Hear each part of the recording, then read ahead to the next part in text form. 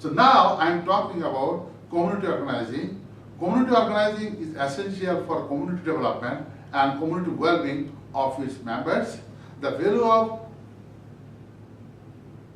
of mutual cooperation, participation, and mutual aid, mutual actions, mutual voices, autonomy, collective efforts, mutual collective efforts. So these should be the components, these are features, characteristics of community organizing. Develop and solve local problems by using local resources. That is the main principle of community development, community organizing. Anti-community organizing phenomena influence, imposition, exploitation, injustice, and competition. Top-down missions and top-down executions are community builders need to be successful motivators and selflessness.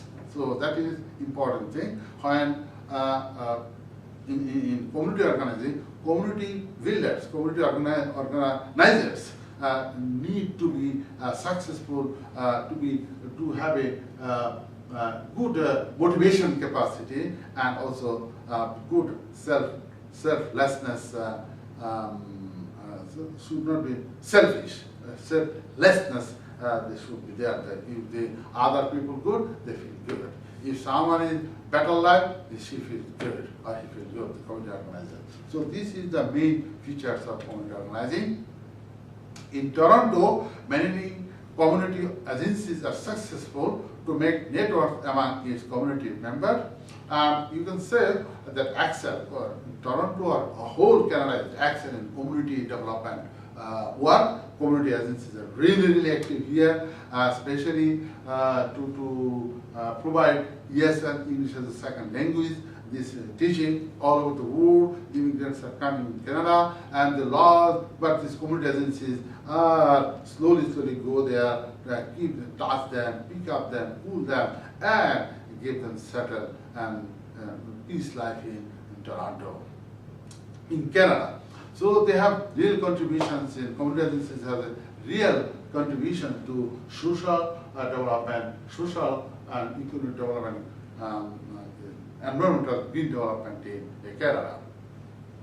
For example, our food share, you know, the food share is excel in food distribution, fresh food distribution in Canada, also urban agriculture, region park community services. They build big houses, a big apartment, community people together build that one with the help of city of Toronto.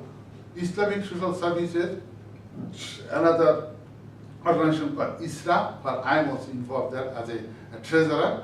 So, and rehabilitation services, ISRA, they provide different kinds of services. They organize different neighborhoods, some hotlines program, some dinner parties, and also discuss different issues like nutrition education, health education, public health education, food processing education, what is called this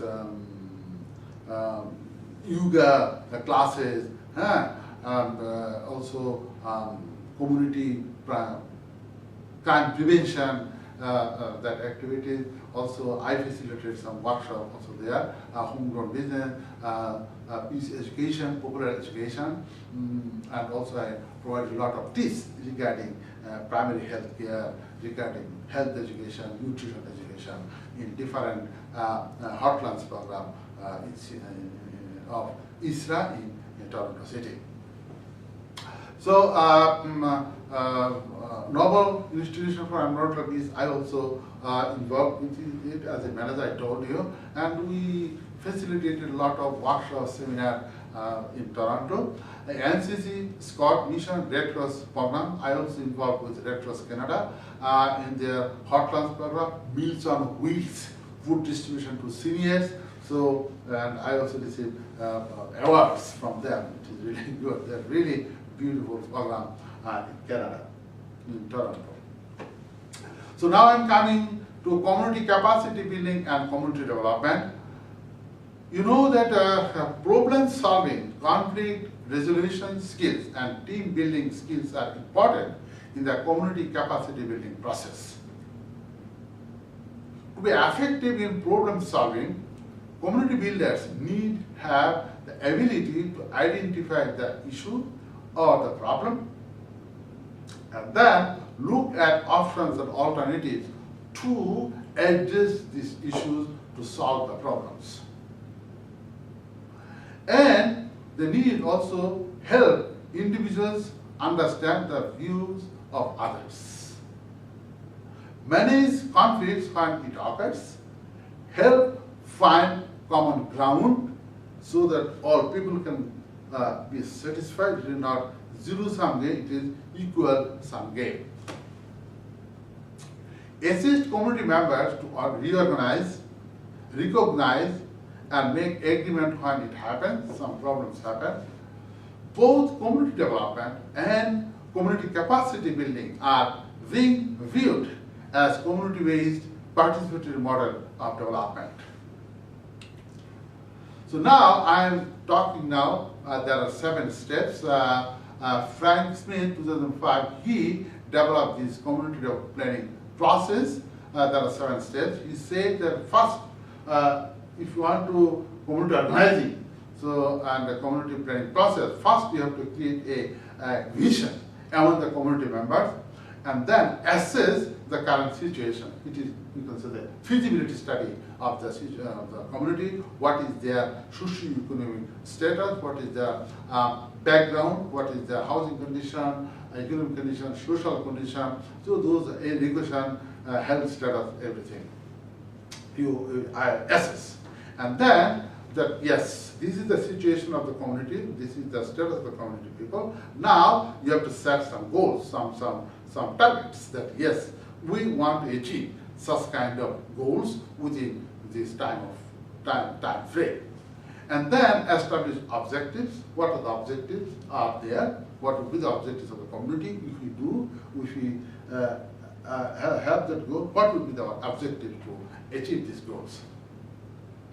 And then develop action plan to achieve this objective, to attain these goals. We have to develop action plans. Find out some projects, find out some programs, some plans, and then implement the plan according to the resources and the action plan, and then evaluate the progress and results. After implementing the program plan, after 2-3 years, we have to again go back to the community and see what is the progress, how much they benefit from this program, evaluate the process, and then again start this again. We have to set the goals, establish the objectives, develop action plans, and implement the program. So this is one kind of cycle of actions of community development.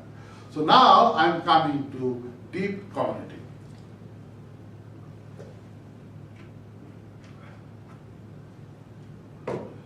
Paul Bourne is the director of Taramark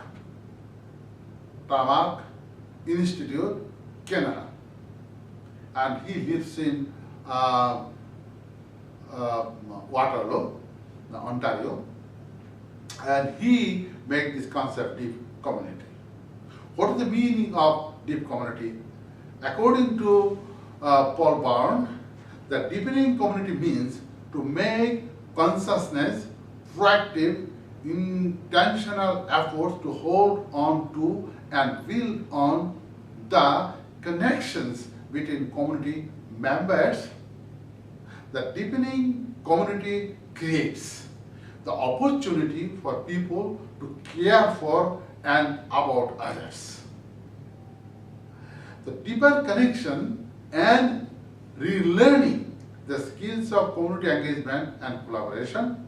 It is one of the deeper connections and relearning of skills of community engagement and collaboration. So, and also through this deep community, people could reach the goal of reducing poverty for 1 million families in Ontario. So it is possible.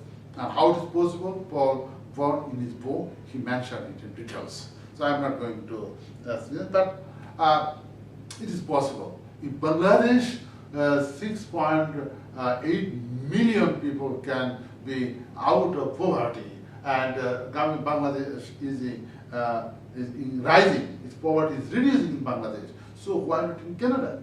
We have beautiful infrastructure, social infrastructure, community agencies, the social infrastructure, physical infrastructure are there, and people are more dedicated here. So there are a lot of positive things, and I believe, because I work with the community, whole life I work with the community people. So in states in New York City, Grameen America, they started the program microfinancing, and within 5-6 years, they reached 33,000 borrowers. And they have one Grameen America disbursed $155 million to the people, and it is recovery rate is 100%. So if microfinancing, poverty alleviation through microfinancing is possible in America, not New York City, why not in Canada? So I 100% agree with Paul that poverty reduction is possible in Ontario.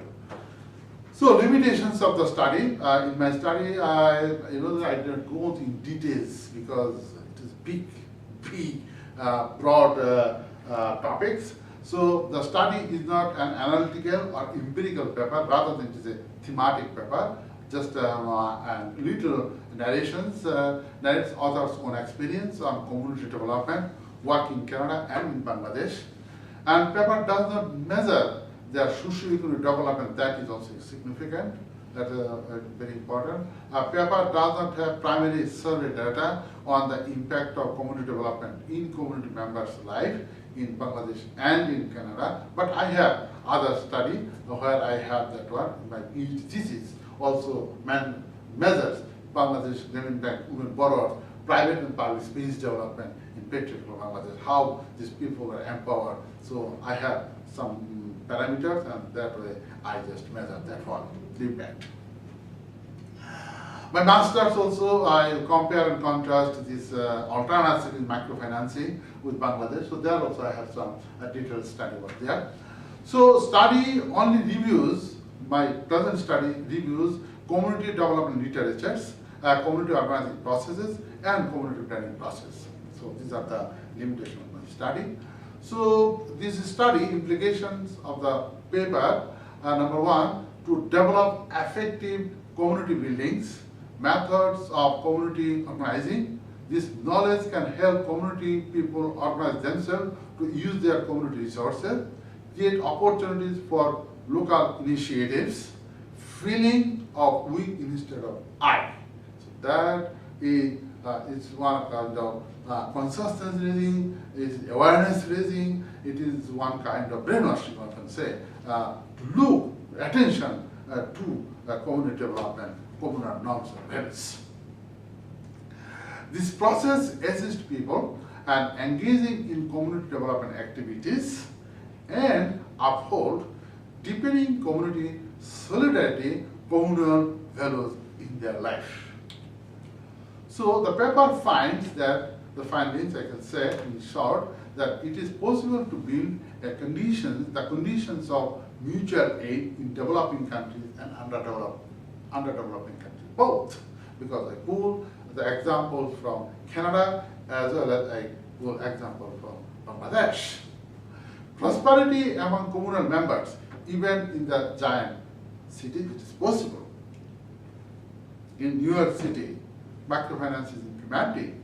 In Toronto City, we have this Memorial Central Community, Ahmadiyya Muslim community. They develop they develop solidarity among the community people. Paper generates new knowledge of community organizing, where people can generate green jobs, address their poverty and environmental degradation in their neighborhoods. So a lot of environmental benefits also we get from this find in among these community people in their community development process.